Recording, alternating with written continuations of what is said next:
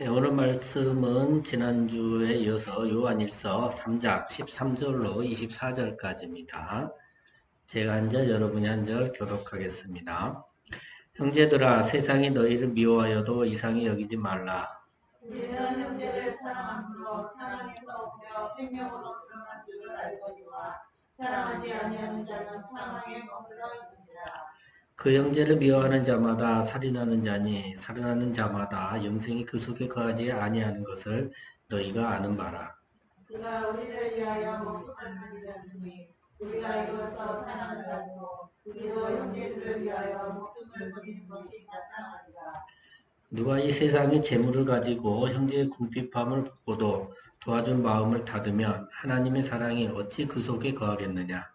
자녀들아, 우리가 말과 행동만 사랑하지 말고 행함과 진실함으로 하자. 이로써 우리가 진리에 속한 줄을 알고 또 우리 마음을 주 앞에서 굳세게 하리니 이는 우리 마음이 혹 우리를 생각할 일이 있어도 하나님은 우리 마음을 아시고 모든 것을 아시기 때문이라. 사랑하는 자들아, 만일 우리 마음이 우리를 책망할 것이 없으면 하나님 앞에서 담대함을 얻고 무엇이든지 구하는 바를 그에게서 받나니 이는 우리가 그의 계명을 지키고 그 앞에서 기뻐하신 것을 행하니라. 그의 계명은 이것이니 곧 그 아들 예수 그리스도 이름을 믿고 그가 우리에게 주신 계명대로 서로 사랑할 것이니라. 그의 계명을 지키는 자는 주 안에 거하고 주는 그의 안에 거하시나니 우리에게 주신 성령으로 말미암아 그가 우리 안에 거하시는 줄 알니까. 아멘. 잠시 기도하겠습니다. 아버지, 정말 감사합니다. 또 오늘도 이렇게 귀한 하루 허락하시고 또 이 하루를 세상에 있지 아니하고 아버지 앞에 나와서 아버지 함께 예배드리게 하심에 감사를 드립니다. 아버지, 특별히 이 시간 성령과 마음이라는 제목을 가지고 말씀을 함께 나눠보고자 합니다. 정말 이 시간을 통해서 영이 무엇인지 또 마음이 무엇인지 오늘 바로 깨닫게 하시고 또 우리가 어떤 영을 선택을 하고 무엇을 받아들여야 되는지 깨닫게 하심으로 정말 하나님이 원하시는 삶을 우리들이 살아갈 수 있도록 아버지가 축복하여 주시옵소서. 감사드리며 아버지 예수 그리스도 이름으로 기도드립니다. 아멘. 예, 지난주에 오늘 읽었던 본문을 다 본문 설교는 했어요.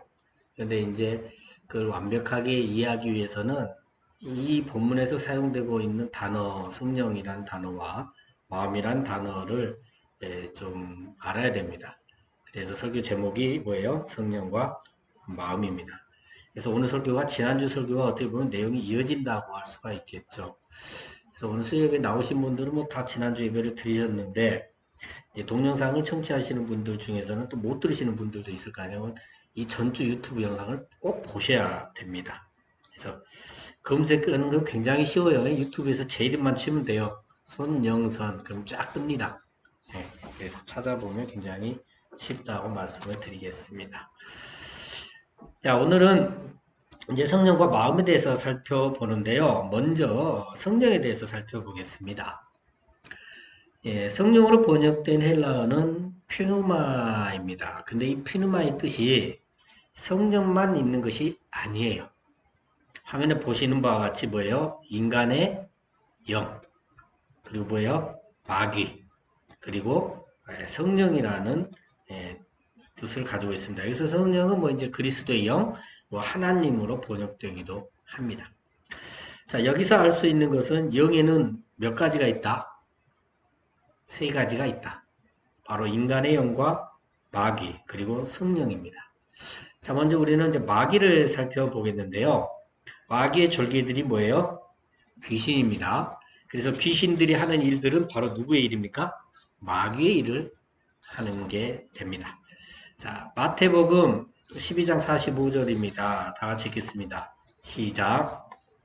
이에 가서 저보다 더 악한 귀신 일곱을 데리고 들어가서 거하니 그 사람의 나중 연병이 전보다 더욱 심하게 되느니라. 이 악한 세대가 또한 이렇게 되리라.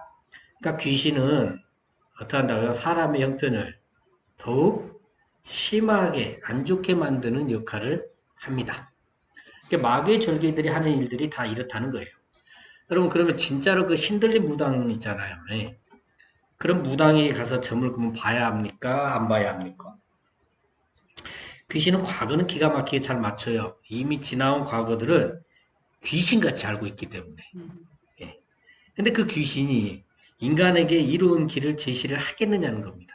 아니하겠죠. 사람의 형편이 안 좋게 만드는 길을 제시를 한단 말이에요. 마가복음 3장 11절 보면 귀신들이요 예수를 보고 뭐라고 합니까? 당신은 하나님의 아들이니라. 그러니까 귀신들도 예수님께서 하나님의 아들이신지까지도 알아. 그런데도 하나님과 반대편에 있어서 악한 일을 행하는 것이 귀신이고 마귀라는 거예요. 그렇게 마귀는 원래부터 우리를 망하게 하는 일을 하는 존재라는 것을 우리는 알아야 합니다. 그래서 마귀의 졸개들인 귀신들은 우리 인간에게서 쫓아내야 하는 존재예요. 그래서 마태복음 8장 16절과 마태복음 10장 1절 말씀을 보더라도요. 귀신을 보면 쫓아냅니다. 쫓아내요. 그리고 마태복음 10장 1절에 보니까 더러운 귀신을 쫓아낼 수 있는 뭘 줘요? 권능까지도 12제자들에게 주셨음을 알 수가 있어요. 그리고 마가복음 6장 12절과 13절을 보면 실제로 이 제자들이 복음을 전파하면서 많은 귀신들을 쫓아내고 고치는 것을 볼 수가 있어요. 그러니까 여기서 제자들은 당시 12제자들만을 얘기할까요? 오늘날 우리들도 예수님의 제자들입니다. 그러면 실제로 내 안에 계신 성령께서 지금도 우리들을 가르쳐주고 계시고요. 그래서 우리들 모두는 귀신들을 쫓아낼 수 있는 권능을 가지고 있다는 겁니다. 믿어지세요? 네. 근데 귀신을 쫓아내는 무기가 뭐냐? 무기. 마태복음 8장 16절 있죠. 뭘로? 말씀. 무기가 말씀입니다. 그리고 사도행전 4장 25절도 보면요. 뭘로 말해요? 성령으로 말하는 겁니다. 그래서 우리들도 말씀으로 귀신들을 쫓아낼 수가 있습니다. 그런데 이 말씀이 내가 달달달 애워서 암기해서 알고 있는 성경 말씀이 아니라 우리 안에 계신 성령과 함께 말함으로 귀신을 쫓아내는 것입니다. 내가 귀신을 쫓아내는 것이 아니라 나라는 통로를 통해서 성령께서 말씀하게 하시게 할 때 귀신을 쫓아내게 되는 것이다. 라는 거죠. 자, 또한 누가복음 4장 35절과 36절 보면 귀신은 나가라고 말씀으로 명하는 존재임을 알 수가 있어요. 귀신은 우리가 두려워하고 무서워하는 존재가 아니라 말씀으로 명령하면 나가는 존재일 뿐이지 우리가 진짜 두려워해야 되는 존재는 하나님 한 분뿐이라는 거예요. 여러분 솔직히 귀신 안 무서워요? 뭐 귀신 얘기하면 막 살이 톡톡 솟고 막 그러잖아. 한밤중에. 우리가 그런 존재가 아니다. 그런 거예요. 예? 두려워할 존재가 아니에요. 우리는 명령에서 내쫓아야 될 존재라는 거죠. 자, 다음은 이제 성령에 대해서 한번 살펴보도록 하겠습니다. 우선 성령은 삼위일체 하나님 중 한 분이시죠. 이 성령님의 역할에 대해서 먼저 살펴보겠는데요. 마태복음 4장 1절과 마가복음 1장 12절 그리고 사도행전 15장 8절 및 16장 6절과 7절을 보면요. 성령이 이끌어 가시기도 하고요. 몰아내시기도 하고요. 또 증언하시기도 하고요. 말씀을 전하지 못하게도 하시네요.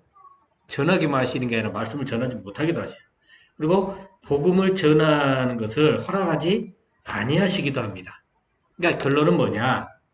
우리는 복음을 막 전달하고 싶잖아. 하면 좋은 걸 알아. 근데 그게 아니고 우리가 스스로 뭔가를 하려고 할 것이 아니라 성령께서 이끄시는 대로 성령께서 허락하시는 대로 순종하며 살아가고 일해야 한다는 거예요. 저도 있잖아요. 이렇게 하면 생활 속에 전도를 하면 말하고 싶고 전달하고 싶은데 안 될 때가 있어요. 이상하게 안 돼. 타이밍이 안 되든지 뭐가 안 되든 아무튼 안 돼요. 그런데 전혀 생각지도 안 했는데 딱 전달이 될 때가 있어요. 그럼 받아들이네요. 받아들여. 참 특이하더라고요. 근데 우리가 전도하는데 우리가 자주 실수하는 것 중 하나가 뭐냐면요. 전도하면서 자기가 전도하는 것을 생각한다는 거예요. 그래서 전도 많이 하면 어떻게 돼요? 우쭐해져. 교회 안에 딱 봤더니 7, 80%는 내가 전도한 사람 같아. 그럼 어떻게 해? 우쭐해져. 다 내세력인 것 같아. 전도 못하면. 괜시리 막 소심해져요. 그러잖아요. 근데 그럴 필요가 전혀 없죠. 예. 우리는 뭔 말이에요? 전도의 씨앗만 뿌리는 것이고 열매를 맺게 하시는 분은 누구예요? 하나님이시기 때문에 전도가 되고 안 되고는 우리 목이 아니에요. 뭐가 중요해요? 복음의 씨앗을 뿌렸느냐? 안 뿌렸느냐가 중요한 것이죠. 뿌리고 계시죠? 전도가 되고 안 되고는 하나님께 맡기지만 무엇은 해야 돼요? 뿌려야 돼. 그죠? 그러니까 우리는 뿌렸느냐, 안 뿌렸느냐. 이게 중요하고 그 이후 열매 맺는 것은 하나님께 맡겨놓으면 되는 것이다. 하는 겁니다. 자, 이 외에도 성령의 역할에 대한 구절들이 있습니다. 많은 구절들이 있어요. 성령 우리를 강건하게도 하시고 하나님의 것을 소망하기도 하시고 우리를 살리기도 하시고 자유를 주시기도 하고 또 연약한 우리를 위해 말할 수 없는 탄식으로 간절히 기도도 해주십니다. 굉장히 많은 일들을 하시죠. 정말 이외에도 엄청나게 많은 역할이 있으지만 우리에게 있어서 가장 중요한 성령님의 역할을 좀 추려보면 고린도전서 12장 3절, 요한복음 16장 13절, 그리고 누가복음 12장 12절에 나와 있어요. 성령은 우리가 예수를 뭐라고? 주님이시라고 시인하게 해주고요. 우리를 진리 가운데로 인도를 하시고요. 또 우리가 깨달아서 알 수 있도록 도와주십니다. 그리고 우리가 무엇을 말을 해야 하는지 가르쳐 주시기도 합니다. 무슨 말을 해야 할지. 한마디로 현재 우리가 하나님의 자녀된 것은 성령께서 도와주시기 때문이라는 거예요. 내가 잘나서가 아니고 성령님이 도와주셨기 때문이다. 그리고 나의 나된 것은 오로지 내가 잘났다? 주의 은혜라는 겁니다. 은혜 되시면 아멘 하시기 바랍니다. 이게 은혜가 돼야 돼요. 이게 은혜가 돼야 돼요. 내 노력이 가미가 돼야 돼서 은혜가 안 된다. 이건 문제가 있는 겁니다. 자, 그럼 우리에게 성령은 어떻게 임하시는가 살펴보면요.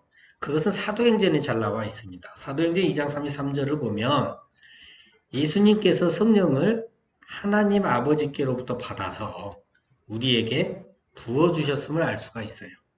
그리고 사도행전 2장 38절 보면 우리가 회개하여 예수 그리스도의 이름으로 세례를 받으면 죄사함을 받게 되고 죄사함을 받으면 성령을 선물로 받게 됩니다. 그리고 사도행전 8장 18절 보면 사도들이 안수함으로 성령을 받게 됨을 알 수 있습니다. 그래서 오늘날도 보면 궁극적으로 성령은 예수님께서 하나님 아버지로부터 받아서 우리에게 부어주시는데 회개하고 예수 그리스도의 이름으로 세례를 받은 죄 사함을 받은 사람에게 선물로 임하게 됩니다. 회개는 뭐였어요?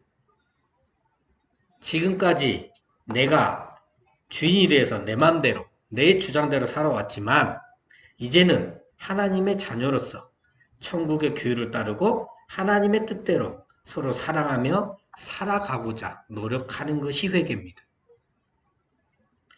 이런 사람에게 예수 그리스도의 이름으로 세례를 받을 때 하나님께서는 그 사람이 하나님의 자녀답게 살 수 있도록 도와주셔야 되잖아요. 스스로 못 사니까. 그래서 그 도와주시기 위해서 주시는 선물이 바로 뭐다? 성령이시다라는 겁니다.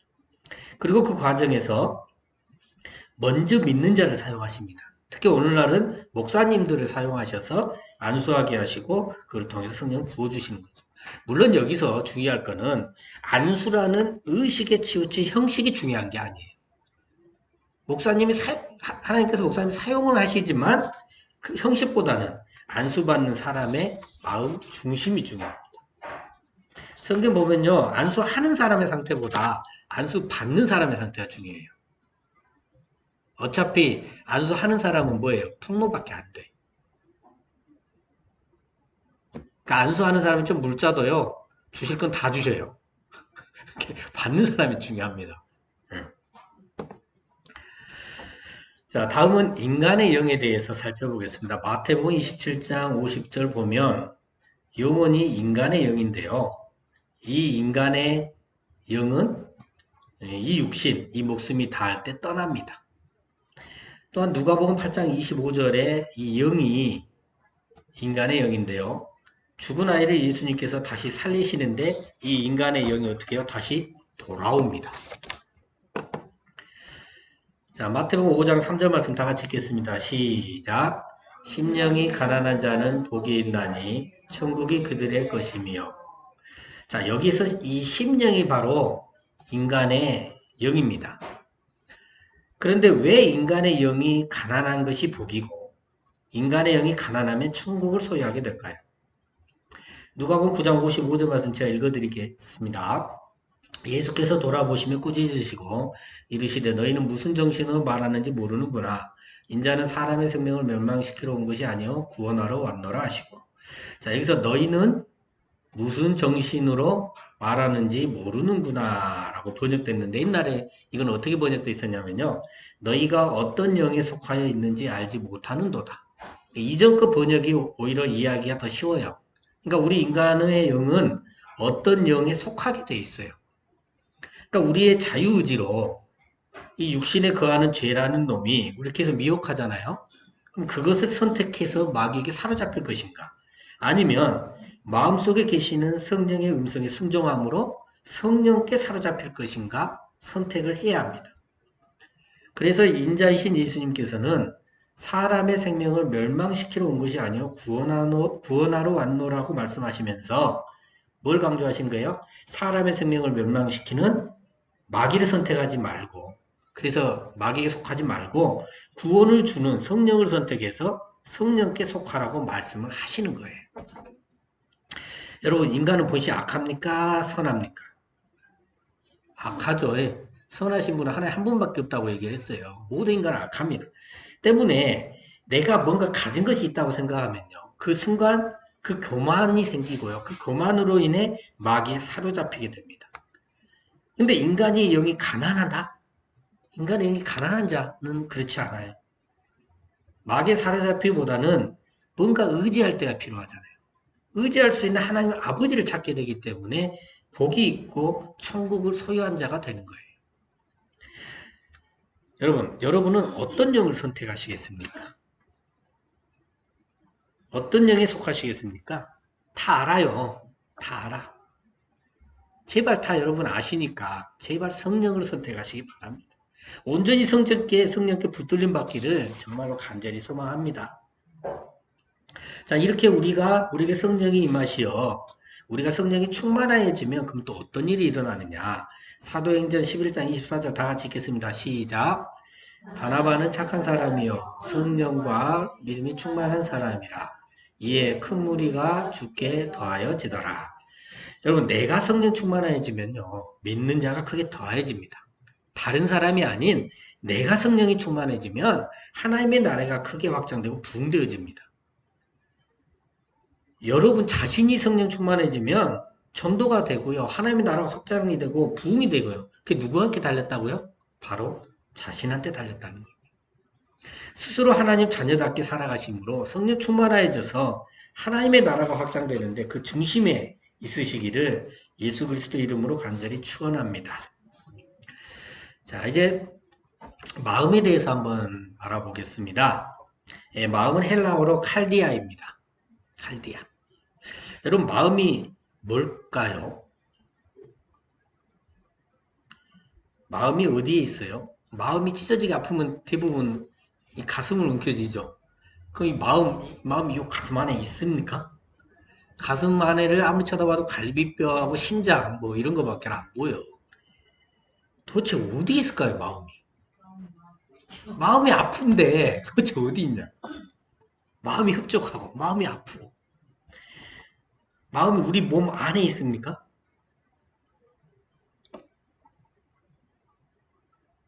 몸 안에 보이질 않죠. 왜냐하면 마음은 영적인 것이고 영을 담는 그릇이기 때문에 보이질 않는 겁니다. 그리고 그 마음에 담긴 영에 따라 거기에 맞는 내용물이 밖으로 나오게 됩니다. 사도행전 4장 32절부터 37절까지를 보면요. 당시에는 믿는 사람들이 한 마음과 한 뜻으로요. 모든 물건을 서로 통용을 했어요. 그리고 자기 재물을 정말 조금이라도 자기 것이라고 하는 이가 하나도 없었어요. 완전히 사랑의 공동체였습니다. 오늘날은 그렇지 못하죠. 사실적으로. 그때는 그랬어요. 그래서 밭을 갖고 있거나 집을 갖고 있는 사람들은 그것을 팝니다. 그리고 그 판값을 전부 사도들에게 줘요. 그러면 사도들이 그것을 갖고 각기 사람들이 사정에 따라서 또 필요에 따라서 나누어 줍니다.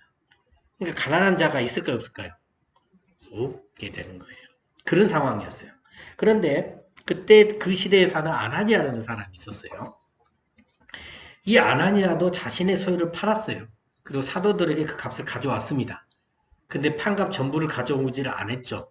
얼마를 감추고 가져왔어요. 차라리 안 가져왔으면 덜 벌는데. 그렇게 해서 아나니아는 성령을 속이려 했고 그 때문에 아나니아는 죽게 됩니다. 성령을 속이려 한 이유가 사도행전 5장 3절에 나와 있어요. 뭡니까? 사탄이 마음에 가득했기 때문에. 죽은 이유가 돈을 감춰서라고 생각을 많이 그냥 생각을 해버리잖아요. 근데 아니요. 뭐라고요? 사탄이 마음에 가득하게 됐기 때문에 죽어요. 사탄이 마음에 가득하게 되면요. 성령을 속이려고 합니다. 그리고 그로 인해서 죽는 일이 일어나게 되는 거예요. 4절 보면 뭐라고 합니까? 네 마음대로 할 수가 없더냐 그러잖아요. 뭐예요? 여러분에게 성령이 터치하신단 말이에요. 성령께서 터치하실 때 그 마음에 순종하고 안 하고는 누구 마음이에요? 자기 자신의 자유의지에 따라서 결정을 해야 돼요. 성령께 순종하면 마음이 성령으로 충만해지고 순종하지 아니하면 마음에 사탄이 가득하게 돼서 오히려 성령을 속이려고 들고 죽는 길을 향해서 나가게 된다는 거예요. 여러분은 성령의 터치하심이 있어질 때 무엇을 선택하시겠습니까? 결정하셔야 돼요. 부디 성령께 순종하시기를 간절히 소망합니다. 자, 그럼 우리 마음에 무엇이 담겨야 하는지를 좀 더 살펴보겠습니다. 로마서 5장 5절과 고린도후서 1장 22절, 갈라디아서 4장 6절, 에베소서 3장 17절 등을 보면 우리 마음에 담겨져야 할 것들이 나와요. 보면 뭐예요? 하나님의 사랑, 또는 뭐예요? 성령, 아들의 영, 그리고 예수님이 주신 계명, 서로 사랑하라를 지키기 위해서는 그 고린도후서 3장 3절 같이 뭐가 담겨 있어야 돼요? 너희가 담겨 있어야 돼요. 아, 그리고 하나 빼먹었네요. 마음에 그리스도가 계셔야 됩니다. 이게 형제인 너희가 우리 마음에 있어야 서로 사랑할 수 있다는 거예요. 근데 우리 마음에 하나님의 사랑도 있는 것 같고 성령도 계신 것 같고 예수 그리스도도 계신 것 같은데 형제인 너희가 없으면 더불어 사는 게 아니죠. 그래서 우리는 하나님과 예수님과 성령님과 형제인 우리와 서로 함께 더불어 서로 사랑하며 살아가는 것이 뭐다? 하나님의 자녀다. 지금 이거를 요한일서는 계속 얘기하고 있는 거예요. 그러면 어떠한 일이 일어나느냐 하면 마음에 계신 성령께서 터치를 해주시잖아요. 그러면 사도행전 2장 37절 같이 마음에 찔림을 받게 됩니다. 그리고 골로새서 3장 15절과 같이 그리스도의 평강이 우리의 마음에 있어지게 되는 것이죠. 자, 요한계시록 17장 17절 말씀 한번 다 같이 읽겠습니다. 시작. 이는 하나님이 자기 뜻대로 할 마음을 그들에게 주사 한 뜻을 이루게 하시고 그들의 나라를 그 짐승에게 주게 하시되 하나님의 말씀이 응하기까지 하심이라. 자, 하나님께서 자기 뜻대로 할 마음을 그들에게 그대로 줘버리니까 뭔 일을 해버려요? 나라를 짐승에게 바쳐버리네요. 그러니까 우리가 원래 악하다 했잖아요. 그러니까 우리 마음에 자기의 뜻을 담아두면 어떤 일이 일어나냐? 사탄 마귀에게 갖다 바치더라는 거예요. 그래서 우리 마음에 계신 성령께서 터치해 주심으로 마음에 찔림이 있게 해주셔야만이 우리가 사는 길을 살아갈 수 있다는 거예요. 근데 성령께서 터치해 주시지 않으면 어떻게 되느냐? 마태복음 13장 15절이나 요한복음 12장 40절, 사도행전 20장 17절에서 말해주고 있는 것 같이 마음이요 완악해지고요, 완고해지고요, 우둔해져서 도통 깨달을 수가 없고 고침을 받을 수가 없게 됩니다. 그래서 우리는 우리의 자유의지를 가지고 히브리서 3장 15절과 같이 성령께서 터치해 주실 때 음성을 듣거든 그러잖아요. 터치해 주실 때 그의 음성이 들려올 때 마음을 어떻게 해야 된다? 완고하게 하지 말아야 합니다.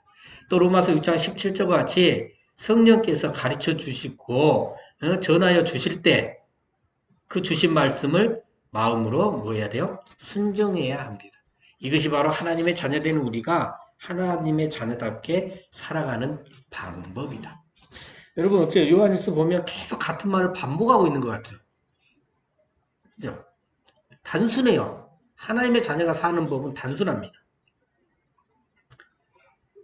자, 또한 하나님의 자녀된 우리는 성령의 열매를 내놓아야 해요. 성령의 열매는 뭔지 아시죠? 사랑, 희락, 화평, 오래 참음, 자비, 양선, 충성, 온유, 절제. 이런 성령의 열매를 내놓아야 하죠. 근데 우리 마음에서 내놓는 것은요, 그렇지 못해요. 마태복음 12장 34절과요, 15장 18절, 마가복음 7장을 보면요, 마음에 가득한 것이 어디로 나와요? 입으로 나와요. 입으로 말해요. 예? 근데 그런 것들이 어떻게 만든다고요? 사람을 더럽게 한답니다. 그리고 나오는 모두 악한 것들은 뭐냐? 음란이고, 도둑질이고, 살인, 간음, 탐욕, 악독, 속임, 음탕, 질투, 비방, 교만, 우매함, 이런 모든 악한 것들이 나와서 나오게 되고, 이런 것들이 사람을 더럽게 한다. 그러니까 우리는 아담의 후손으로 원래 죄인이에요. 그렇기 때문에 마음에 악한 것으로 가득 차 있고 우리 마음이 쉽게 마귀에게 점령당한다는 것을 지금 말해주는 겁니다. 그래서 우리는 어떻게 해야 되느냐? 우리는 어떻게 해야 될까요? 사도행전 8장 22절에서 밝혀주시는데요. 그 자신의 악함을 회개해야 합니다.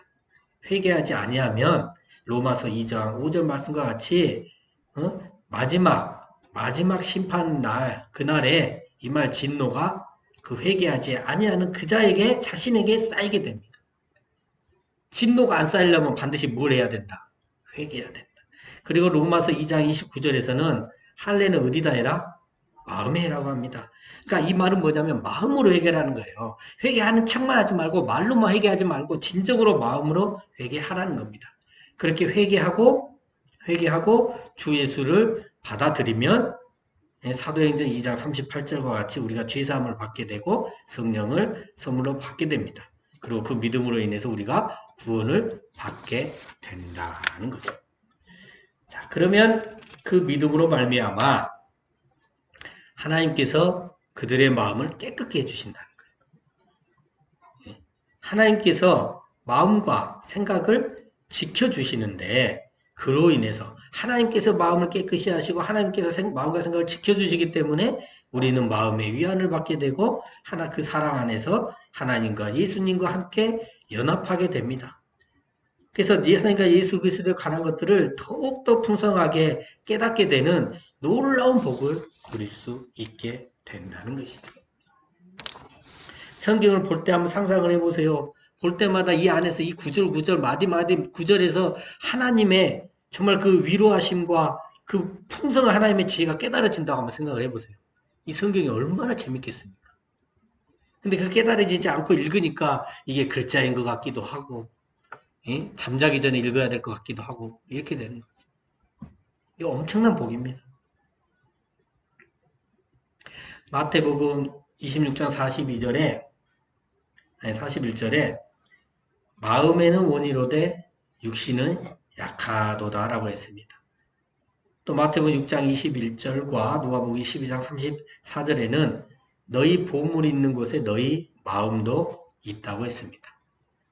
여러분의 보물은 무엇입니까? 이 세상 것입니까? 하나님이십니까? 입으로 대답하지 말고 마음으로 한번 생각을 해보세요. 여러분의 보물은 그럼 어디에 있습니까? 여러분의 마음을 세상에 두면 약한 육신에 거하는 죄로 인해서 이 마음에 사단이 자리 잡게 될 것이고요. 마음을 하나님 나라에 두면 마음에 성령이 충만하게 되고 그로 인해 하나님의 자녀답게 살아갈 수 있게 되어집니다. 여러분 부디 마음에 하나님을 두셔서 모든 것이 협력하여 선을 이루시는 여러분 되시기를 예수 그리스도 이름으로 축원합니다. 아멘. 믿음으로 승리하시기 바랍니다. 기도하겠습니다.